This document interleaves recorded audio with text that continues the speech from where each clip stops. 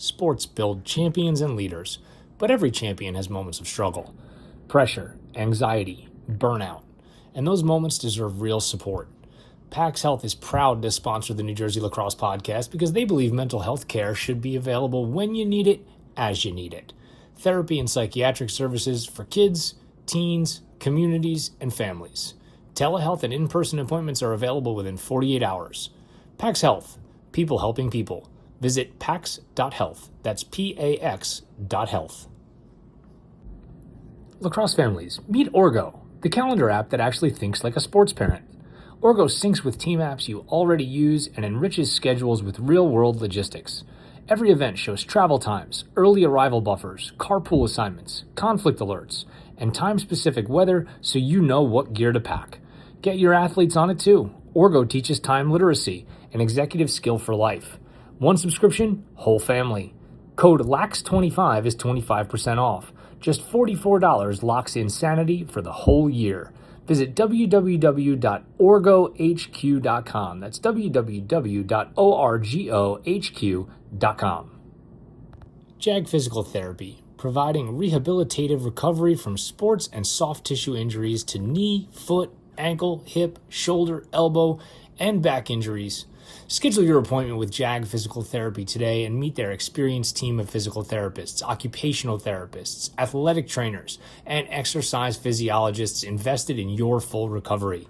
Get back the life you love at JAG Physical Therapy, the most awarded physical therapy provider in New Jersey, New York, and Pennsylvania. For more information or to make an appointment, just visit jagpt.com. That's JAGPT.com.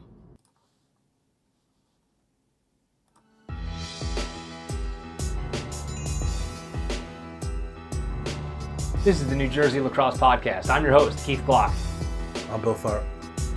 I'm Anthony Terranova. And this here is Gil Swenson. Welcome to the New Jersey Lacrosse Podcast. What's up, boys? How we doing? This is the New Jersey Lacrosse Podcast, an overtime podcast, the first overtime podcast where all of us are together. Our brandy new look for those of you watching on YouTube. I am Keith Glock, and I'm joined by the compadres, boys. How we doing? I'm gonna have to redo that video that you asked me for a bunch of times, Keith. I mean, I can only wait so long. I can only ask so many times before I have to take matters into my own hands here, okay? I love it. We might have to keep it. I don't know. We'll see. Now, dare I say, this might be the most anticipated episode ever of the New Jersey Lacrosse Podcast. And I say that because today, what we are doing is we are administering the rules test, head to head, mano a swine, as they would say in the movies. Tharp versus Gil. I am using, for those of you watching on YouTube or listening to us and not watching on YouTube, Gil's got like full AI effects going on behind him right now, laser beams and everything like that. So this may, to tell you how we're going to do this, I'm using the Zoom poll quiz feature for this. And from what I understand, you guys are going to be able to see one question at a time. And I will read the question aloud for the people listening on the podcast only. And you guys will get to enter your answers. And unfortunately, we're not going to get to see what everybody's score is until the end. And that's just going to be a crazy dramatic reveal because I don't really know. Now, I leave it to you guys about whether we want to discuss the answers as the test goes or not. I would say I don't think we should. I think we should just, everybody tells me when they're ready to go and we move on to the next question. What do you think? I think we'll be here for hours. It's very possible. Even if the answer is wrong, he's going to want to fight you on it. That's fair. We could do a whole other overtime podcast debriefing the stuff that got wrong. Although we're going to need to do an episode of Tharp's test with him changing the answers to how the rules should be in his mind, and what would actually be the Tharp rules. Maybe Gil, maybe Glock, maybe like if there's a question that that we want to if we think it's worth talking about a little deeper. Maybe that's what we could do. Otherwise, some of these might just be okay, and very black and white.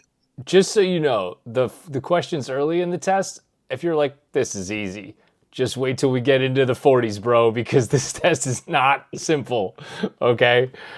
So for everybody watching on YouTube, you're going to actually be able to see a couple of questions ahead because of how I have the window kind of imported here into our setup. But Tharp and Gil can only see one question at a time.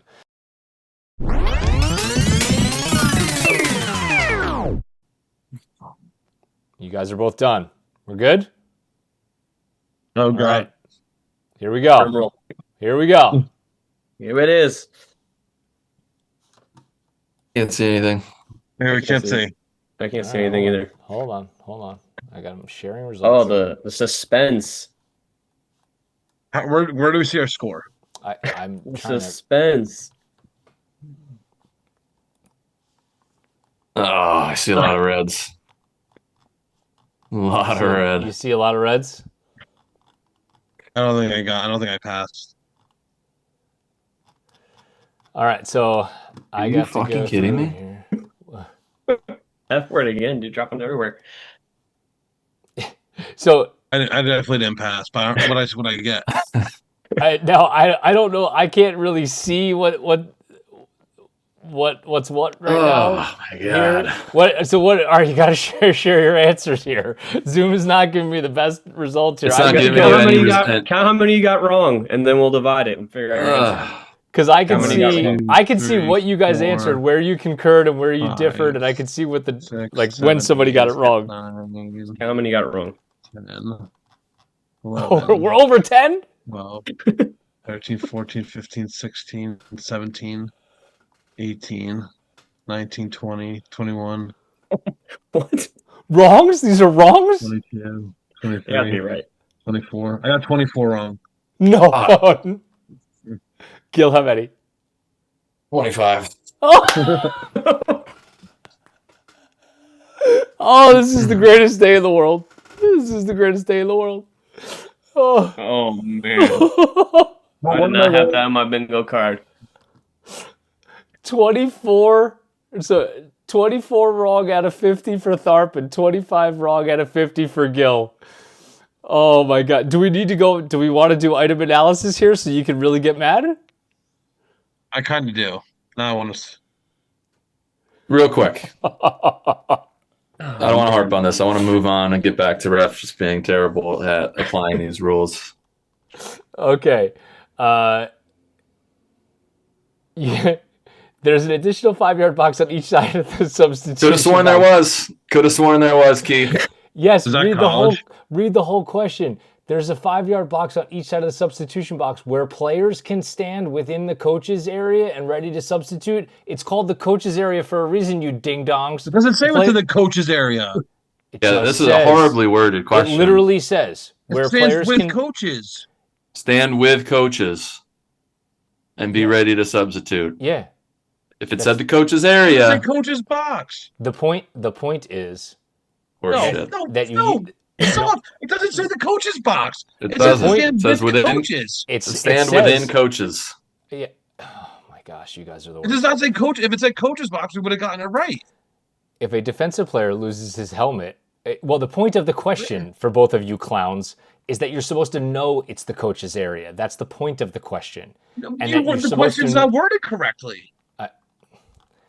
Okay, fine. All right, You only moving got on. 23 I got the next wrong. one wrong. I You got both the next one wrong You as both well. got the next one wrong. Yeah, me If too. B1 loses his helmet while team A has I possession... didn't realize we're and then- letting kids play without helmets these days. That's great. Isn't that the whole new rule? Let me explain. If B1, Here we Oh my a god! this is gonna make me so defensive player loses his helmet with team A in possession, there's an immediate whistle. B1 must leave the field and serve 30 seconds. Yes, he has to. He's on defense. A technical foul has been committed by a defensive player. He has to leave the field and he has to serve 30 seconds. So it's true. Correct. Was that one marked Why false? I got it marked wrong? I don't know. I must have fucked that one up then. Sorry about it.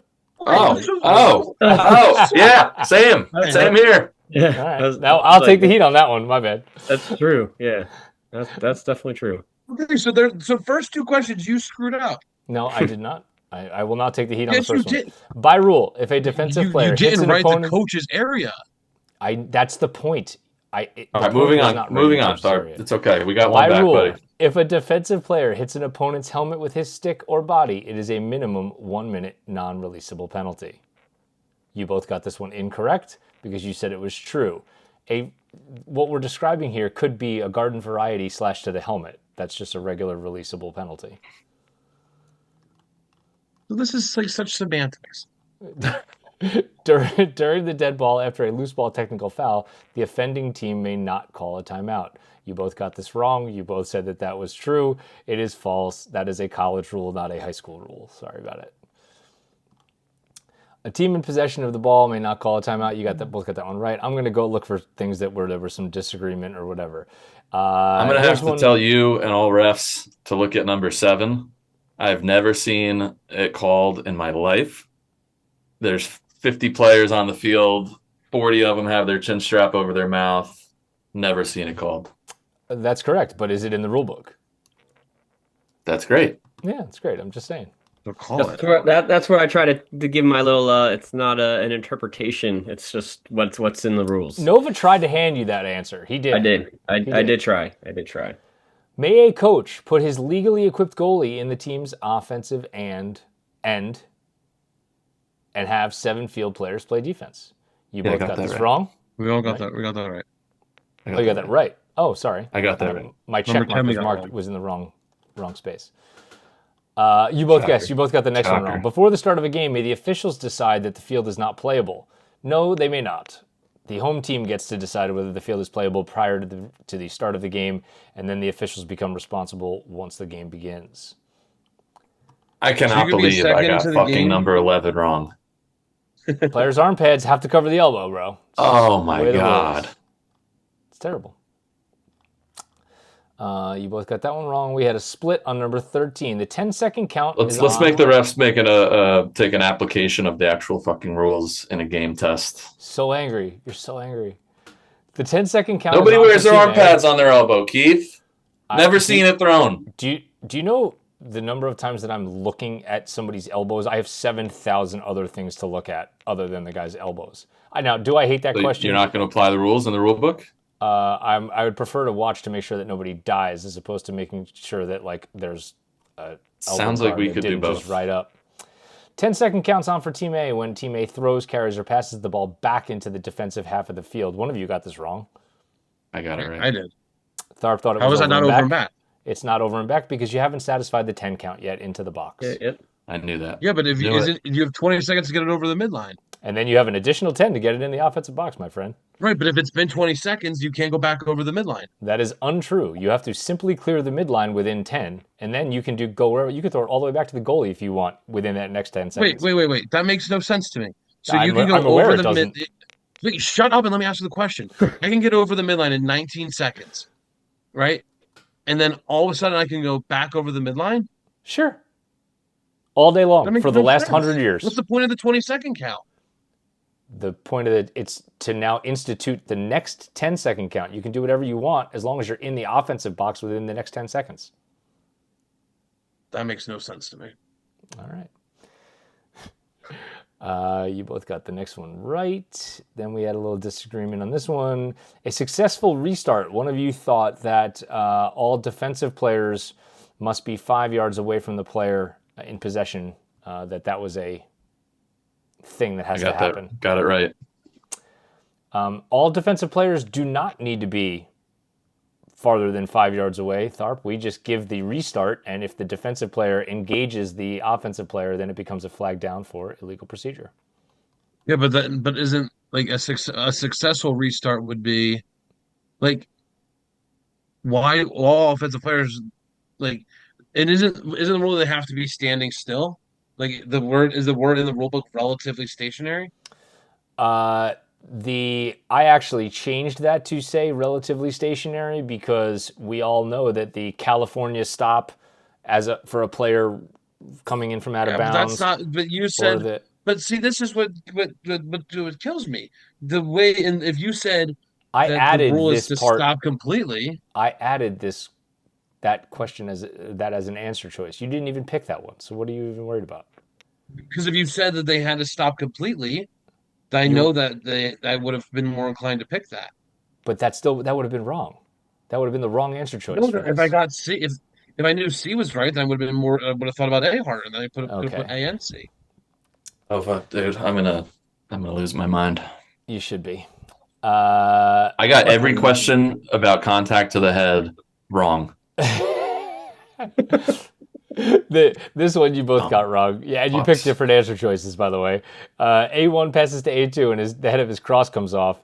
And what's the correct ruling? The correct ruling is play continues. One of you picked an immediate whistle with a technical foul on the guy whose head came off, and the other one said play on, and if the teammate gets it. There's nothing wrong with that when it's passing from one teammate to the next. You just view it as a broken stick. Same way. Correct. Next one you both got wrong. A1 attempts to check B1's stick, but instead of hitting A1's stick, it made slight contact to the head or neck area. You both selected new rule, contact to the head or neck, and a 1 minute non-releasable penalty. And the answer is minimal contact, no foul. Yes, not every little piece of contact by the stick to somebody's head is a slash. This next one you both got wrong and chose different answer choices. I love it. A1 attempts to check B1's stick, but instead hits his head or neck area. The ruling is slashing, a 1 minute releasable penalty, because slashing is always a 1 minute releasable penalty. Or I'm sorry, slashing is always a releasable penalty. It can be multiple minutes, but it is not non-releasable. I thought contact to the head could body be deemed... checking. Body checking, not when it comes to the stick making contact. Unnecessary roughness is always non-releasable. Unnecessary roughness is always releasable. Unnecessary roughness cannot be non-releasable. Holy fuck. if it's something to the head, you call it an illegal body check. You know what's like annoying though? It's like in 17 he still hits the head, and to some refs that's a slash. Yeah, you're right. 100%. This is stupid. I feel vindicated. Number 19, Keith. A1 throws multiple hard checks that land on the bottom hand of B2. I'm surprised you got that one wrong. We actually talked about this. Because I've had players called for slashes when they do nothing but hit gloves, and the refs look, oh, too many times.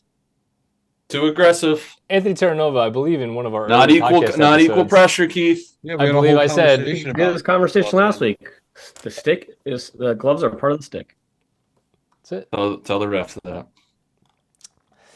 Got a couple. Look at you guys. You got like 2 questions correct, both of you right in a row, and then we're back to both of you getting unnecessary roughness. Oh, that was the question we just asked. You both got another one right. I got every 2-hand warding question wrong, apparently. That's it. Yes, you cannot use his arm to push and move B1. It's actually kind of a duplicate question with one that's coming up. You both got the slashing question correct. A1 is not guilty of warding when A1 is reaching out with his hand in a swatting motion but makes no contact. Can't ward if you don't make contact. Yeah, so I think I got whichever that one right, of you. One of you picked all. Same thing with a legal pick. Can't have a legal pick if no contact's made. That's correct. I've been told by refs before that they can call an illegal pick within 5 yards. Like if you're within 5 yards, they lied to of you. the play. They lied to you. That's totally made up. Someone got the rule wrong. Color me shocked. Totally made up. Well, listen, I think that the refs are doing better than 48%. Okay. This one is. Wait, hold on. These next 2 questions are. This is a little freaking book. This is what question are you going to here, Keither? We're on 26, 27. There's one word different in each of them, and by rule they are different. A1 with both hands on the cross raises a forearm and directs B1's cross away from A1. With 2 hands on the stick, this one is legal. I don't care about these are bullshit anyway. But just let's move on to Everything's a number off because of the first test question. Yeah, it's one number 29 less. maybe? 30? 29? The one that you're looking at is 29? Which would not result in a play on? Oh, there we go. Okay. Which would not result in a play on. And what happens when A1 runs through the crease during a ride? It's flag down, baby. Flag down. Yeah. God. What's the call? Flag down, slow whistle. No, what's the penalty? It's a legal procedure penalty. 30 seconds. Both of you got that one wrong. Yeah, same. Doesn't happen very often. Both of you got the next one wrong. Goalkeeper out of the crease, and the goalkeeper stick becomes broken. As of 2 years ago, the goalkeeper with a broken stick outside of the crease is just like any other player. He's got to leave and go get it. Mr. Terranova, what would happen if the goalkeeper stick became broken while he was inside the crease? We stop Blow the playing. whistle. We know that. That's correct. I know that. Wait. So if you could play. Wait. Go ahead. Outside the crease, clearing the ball. Uh-huh. Breaks a stick. Uh-huh. Mm-hmm. Go get a new one. Yeah. What happens if he continues to play without a stick? Just like any player, you can't play without a stick. Yeah. Okay, So we'd flag down. Yeah. So it'd be B and So we C. got it right. No, So it'd be you're B and C. I screwed that one up. Oh! Jesus. Screwed it up. Oh I my entered the wrong God. answer This choice. whole My thing bad. is under protest. It's not. No, Start. that Did you was say it. B and C too? You did. Nope, I He did. did. He did. He did. High five, There you buddy. go, boys. He did. There you Good go, job. boys. Good job, guys. Good job, guys. I'm sorry. I was a little rushed entering this into Zoom. We're above 50% now. Here we go. It's all right, Yeah, Keith, we're you're at- allowed to make. You guys are allowed to make mistakes as we've learned here. I can tell you but- right now, I make more mistakes entering this test into Zoom than I do in applying these rules. All right, I'm confident in that. Okay. Let's next one. I'm still one behind you, Tharp. I think we both got one back. Yeah. Two back. Yeah, all right. B1 You guys are slash +2. You guys are +2. +2. B1 slashes A1, flag down, slow whistle. Team A scores. Immediately after the whistles, the official realizes that Team A was offside. One of you got this one correct and called it no goal. B1 serves a 1-minute penalty, and the ball is just awarded to Team A. You can't erase the personal foul, but we can erase the goal because we realized before the resumption of play at the faceoff. Wait, I thought so.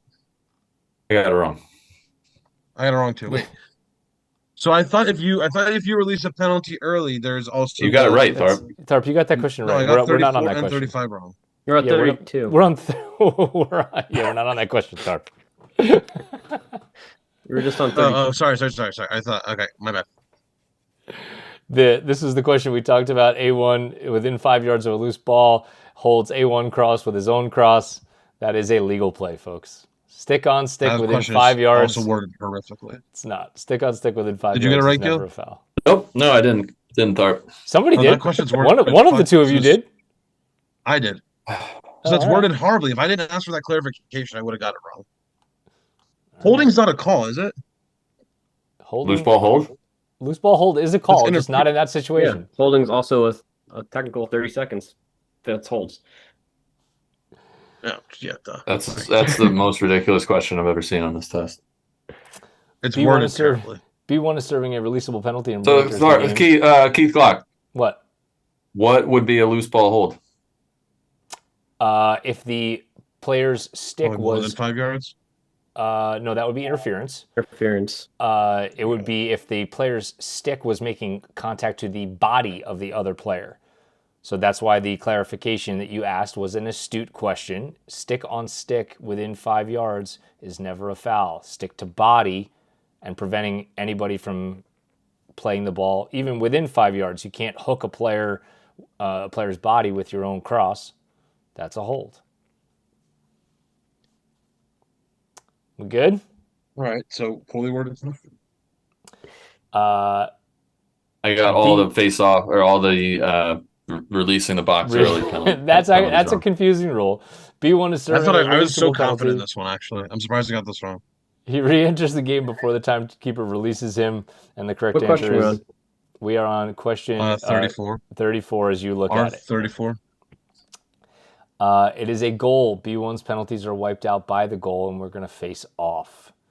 And the reason that happens is Team A has the ball and they score. All that would happen is we have technical fouls. So the original foul was wiped out by the goal, and any subsequent technical fouls are also wiped out by a goal in that situation. So you could just release a penalty early and there's no repercussions? If the player there was a goal because scored, that's why. Yeah, if there was no goal scored, the player would go go back in the box. If there was no goal scored, then yes, there would have been another penalty. It's just like if you go offsides and you score, this team has 7 defenders, but you still score a goal, it gets wiped out. Yeah, but you're releasing your penalty early. Yeah, which would have been another penalty, so they'd have to go back in the box once that play was over anyway. I'm going to give you a clue about how to think about these things. You're thinking about what the penalty is, and all you need to think about is technical foul versus personal foul. Offsides is the exact same thing as too many men, is the exact same thing as a push, is the exact same thing as delay a game. All you're doing is applying what the rules are for technical fouls in any given situation. So there's never a penalty for releasing a penalty early? Nova just explained to you that there is. But because the goal was scored, that's why it's not applied. If there was no goal scored and they just threw it out of bounds, then there would still be a penalty for the guy that came in early. So then why is 35 not a penalty? Because the goal was scored. But if there's no goal, the goal is wiped off. Okay, so here's the question. A1 receives a 30-second penalty, and with 10 seconds left in the penalty, the coaches swap A1 out of the box for A2, who enters the field in the 10 seconds remaining on the penalty. A had the ball, right? So A coming back in, we can't just say that's okay, right? So the goal gets scored. His team had released early from the box, so we take the goal away. That is the taking away of the goal is how we assess the guy coming back in the game early. That's too many men on the field. Technical foul, no goal. And then we put the guy back in the box for the remaining 10 seconds of the penalty. So the goal being wiped away. Penalty if you're talking about whether it's a technical penalty.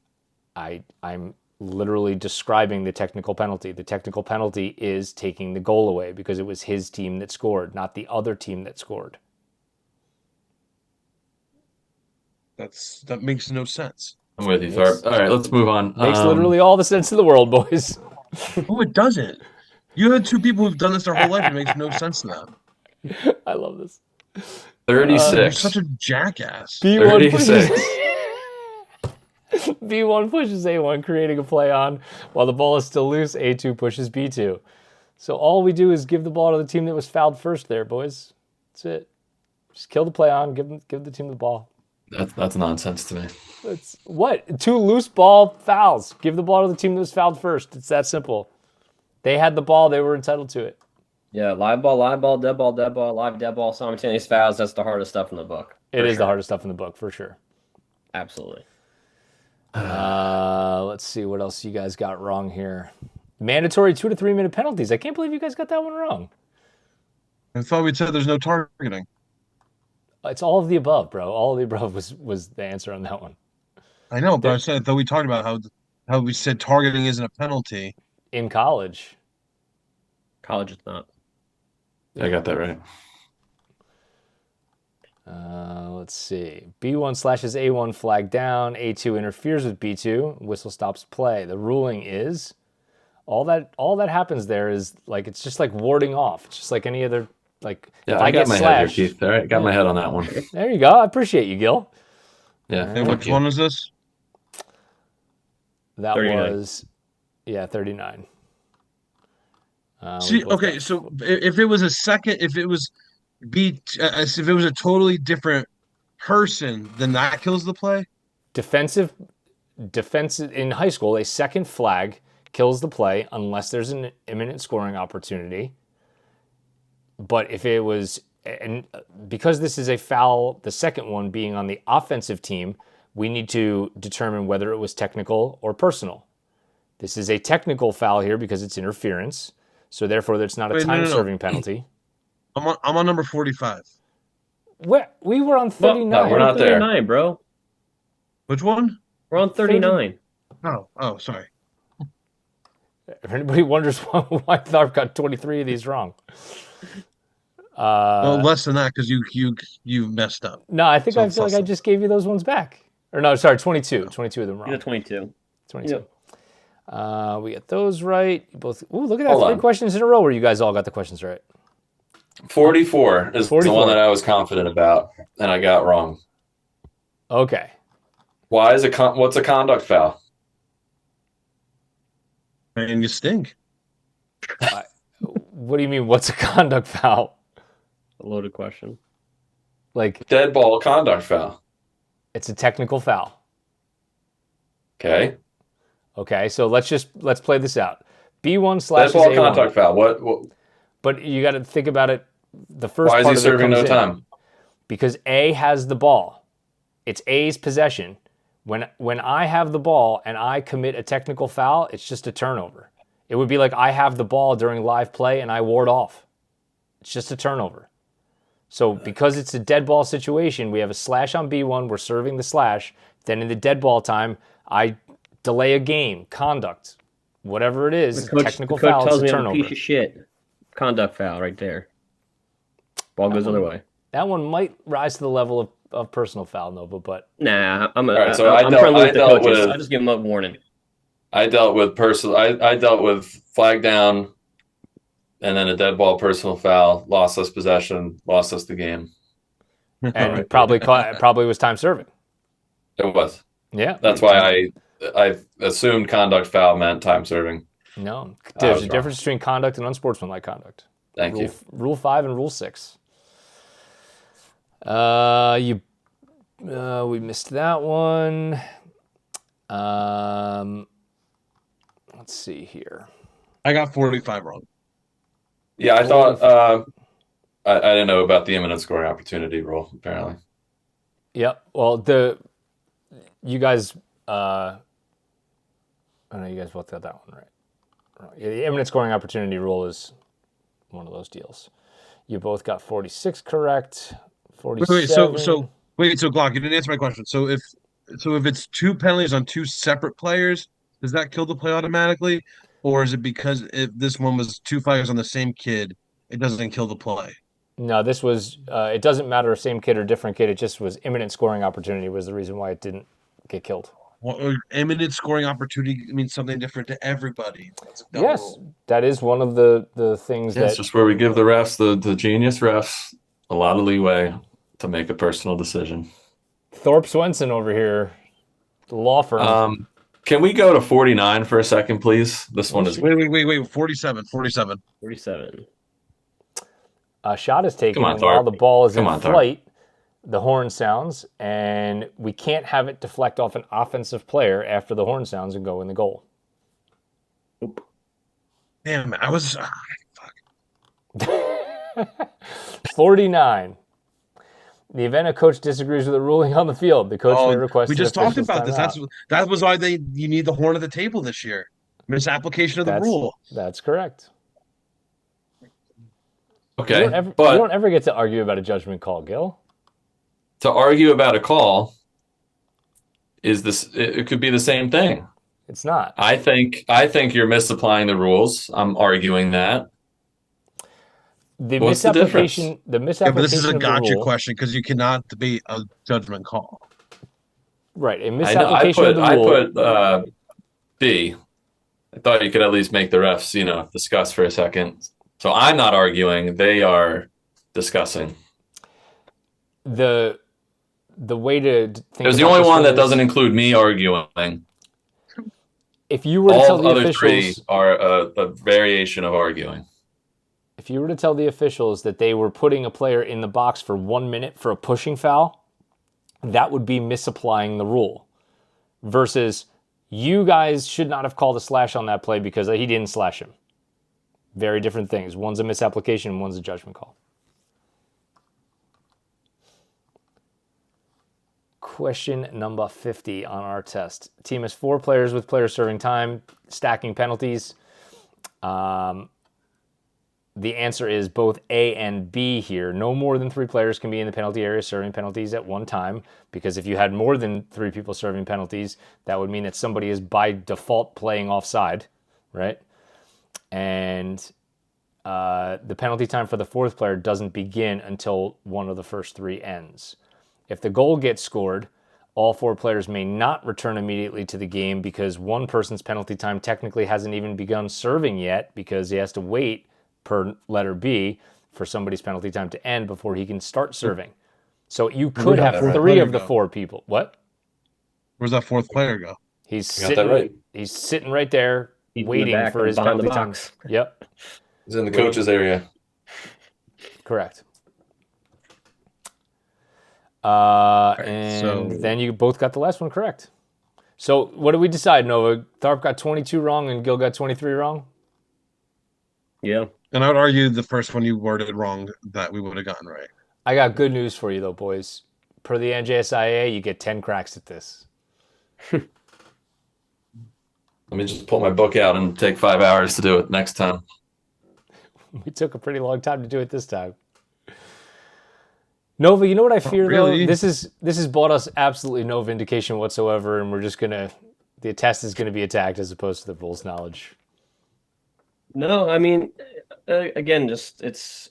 I said it too after my first year. Like the four people in the box. I still remember having that question. I'd be like, this question like that is rules that like never even thought would happen.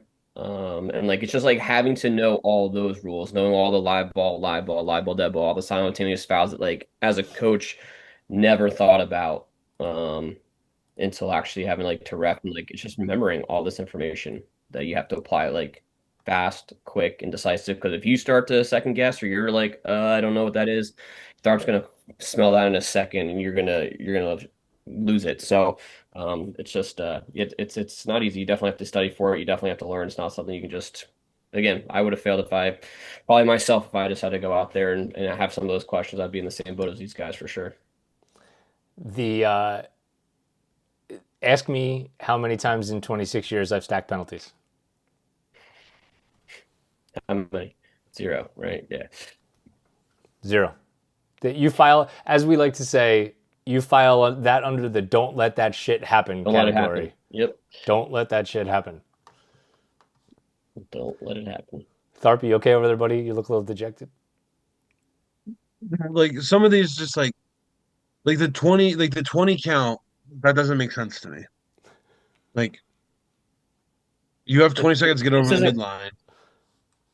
This isn't college.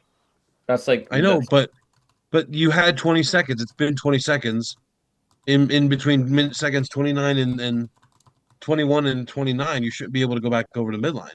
Like that's always been the rule. Like for literally 100 years. I knew that one. Like that one. I can't like you. Once you cross over, it goes right to the 10. And if you want to run around behind your cage, that 10 seconds is going to go off. So be it. But yeah, you can go backwards. Again, like you see it all the time. They throw it backwards. Like, oh, he hasn't got a touch in the box yet. Like, oh yeah, that's right. You got to actually get a touch in the box before it can be considered over and back. It's the same way in college. If a team gets the ball over the midline, well, I knew with the college one. With 68 seconds to go, you can go back. Right, you can go back in college. You don't need the next 10 seconds to fulfill. Do we ask him the second part of that one, Nova? In your case, though, when are we starting the 10 seconds then? When you cross, like in my mind. But there's no over and back. Once you cross the midline, it's like there's a barrier up there. That's all. Like I'm clearly wrong. I'm not like. My brain can't process that. I think this question you worded terribly. The player in possession of the ball must be relatively stationary. Any ref's going to stop them. If you worded that differently, we get that right. My biggest gripe is my personal experience with these correct calls being actually. I'm going off of experience here on some of these questions, saying, well, they're never called like this, so this must be the answer. Okay, so, I mean, that's not a completely illogical stance to take. It's not, for sure. And again, that's when every arm pad, why after question when every 6, arm pad is up here, just try to think about what the rule book actually says and not what the the interpretation of some of these guys will be. When every arm pad is up here and every chin strap is here, and I've never seen it called in my life, I have problems. You could drive past a cop tomorrow going 72 in a 65 and you're not going to get pulled over. That's the difference between... Oh, Keith. I'm dead ass serious. The 72 in a 65 is wearing the arm pad 2.5 inches above the elbow. Going 94 in a 65 is the equivalent of not wearing the arm pad. One's getting you pulled over and the other one's not.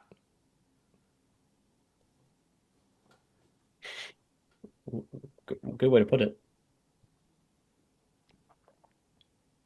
I think we need to add that. There needs to be a question about delay games in there.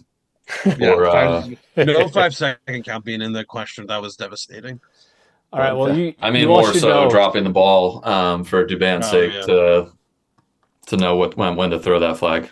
Dave Dubán that is our new 10 Instagram DMs. Public enemy number one on the pod. Is might as well be a burner account. Listen, Gil, I think I truly feel vindicated. Right? The questions we got wrong were super ticky tacky, and we showed up with no book, and we did fine. We didn't embarrass ourselves. Tharp, I have such good news. Debatable. 50%, I wouldn't say is debatable. Right. I gotta be serious. Plus 50. Listen. Make one of these guys take the test. Make them take the test without the book. I need to see some of these guys take the test without the book, and before I feel bad about my score. Gil, I have such good news for both you and Tharp. Sports, as you know, they build champions and leaders, but every champion has moments of struggle, pressure, anxiety, burnout. Those moments deserve real support, like with the struggles that you two are going through right now. PAX Health, proud sponsor of the Q4 Lacrosse, NJ Lacrosse podcast, and they believe in mental health and that care should be available when you need it and as you need it. Therapy, psychiatric services, kids, teens, coaches, communities, families, telehealth and in-person appointments are available within 48 hours. PAX Health, people helping people. Visit pax.health. That's PAX.health. The two of you, I suggest, head right on over there right now.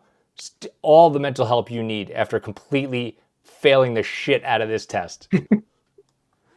Listen, nothing you could say is going to make me feel bad. I don't need PAX Health because, I can sleep good at night knowing I almost passed this test without open book. I'm good. There's some disorders. 50's almost passing, bro. Yeah, it's not even close. I do want to say, too. Just by 10 questions. I'd like to say two things, Keith. This test has reaffirmed my lack of interest in ever becoming an official. So thank you. And two, I would like to thank our sponsors, newly appointed sponsors, notably PAX Health and Anthony DeCina, CEO over there, doing some great things, and very grateful for his support of the program and Q4 Lacrosse and Garden State Cup and everything we got going on New Jersey lacrosse wise moving forward. So shout out to them and all the new sponsors coming in. We're excited about it. No doubt about it. It does feel like a personal attack that our first sponsor is a mental health thing, and you guys tell me how crazy I am all the time. It does feel slightly. Why do you think that they felt it was relevant for them? He knew we needed him. He knew it. Yeah. Well, that's gonna do it for one of the most scintillating episodes of the New Jersey Lacrosse podcast, the overtime episode where Gil and Bill just put on a show of mediocrity. No, don't actually. Next episode, Nova's on the hot seat. Somehow. For what? Somehow. I don't know. Ask me coaching questions. I'll do coaching questions. I want a test written by someone other than Keith, who had multiple errors. I want to do band test. You definitely don't want that, I assure you. This has been the overtime episode of the New Jersey Lacrosse podcast. Make sure you tune in on Monday when we bring you our latest edition of the Top 20, as well as a review and a preview of last week's and next week's lacrosse in the state of New Jersey on the high school scene. For Anthony Terranova, Gil Swenson, and Bill Tharp, this has been the New Jersey Lacrosse podcast. I'm Keith Glock. Thanks for watching.